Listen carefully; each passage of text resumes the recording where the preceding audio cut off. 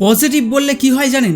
আমি আপনাকে এখন দেখাবো পজিটিভ কথার আসল প্রভাব। প্রথমে 2 হাত ভালোভাবে মেলান এবং জোরে জোরে ঘষুন।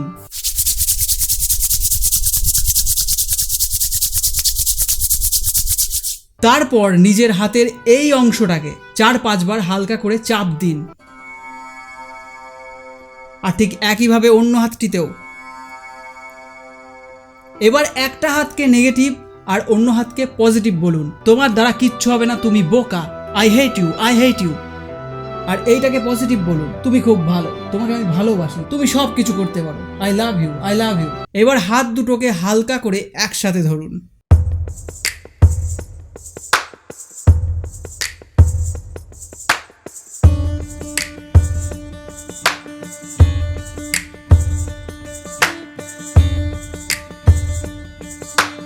কি দেখলেন? এবার আপনি নিজে একবার চেষ্টা করে দেখুন।